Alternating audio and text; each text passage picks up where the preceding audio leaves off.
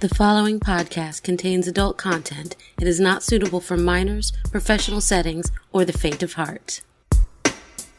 FOREPLAY Goes South is open mic storytelling. Hosted monthly by Metanoia, attendees share their intimate, sultry, salacious tales.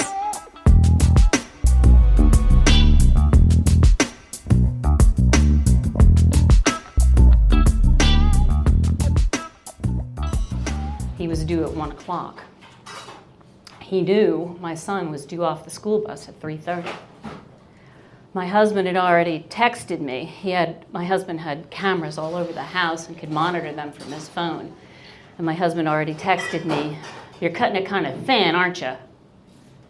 And I texted back, "No shit." 1 o'clock came and went. 1:30 came and went. At 1:45, I got a text from the driveway, "I'm here." He insisted on taking a shower, cutting our playtime even shorter. And then we played. And it was like lightning in a bottle. I'd never come so hard and so fast. He had me on my knees sucking his dick till my mascara ran and I choked. He made me come with his fingers and his mouth and his dick. I was sex drunk. I was hooked. And he left at 3:20. Just enough time to brush my teeth, straighten up, and meet the bus. He came over to play many times over many months. And every time beforehand, he would always text me, "I need to use you." And I giggled. I felt submissive. And I thought he was joking.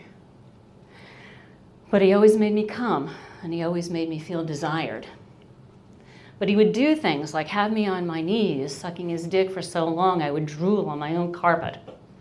He would pin me with my knees open and lick my clit until it was sore, telling me that my orgasms would be better if my clit were sore. I didn't like being pinned, and I didn't like having a choice. But he'd always make me come, and he'd always make me feel desired. But he would do things like have me on my knees sucking his dick for so long, he'd doze off, and I'd stop. And he'd wake up and say, "Get back on the dick." And he would push and push not to use a condom, which he knew was a hard limit. And sometimes when he was behind me fucking me, I would catch him not using a condom, and I would get angry and try to end it and throw him out. But he would sweet talk me, soothe me, make me come.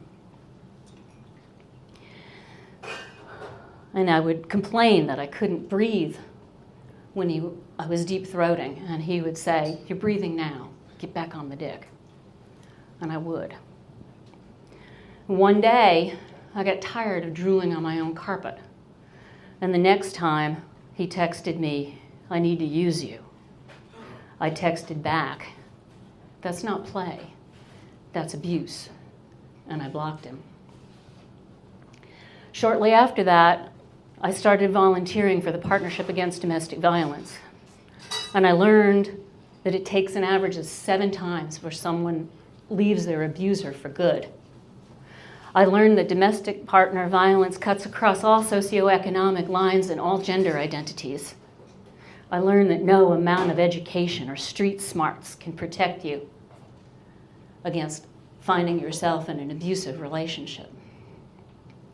When people ask me why I volunteered for that particular organization, I would say, it's in honor of my sister, who fled an abusive relationship with a young son halfway around the world to find safety. And that was the truth. But it was also a lie. I did it for me. I did it as penance for being stupid and needy. And later, I did it to forgive myself. And maybe to help someone else leave their abuser for good on the 5th try or the 6th. Thank you.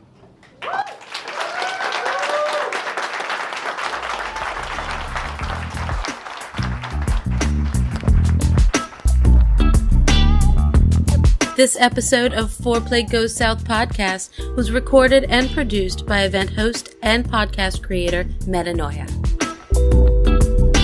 These stories are recorded live every third Tuesday of the month at Petra's in Charlotte, North Carolina.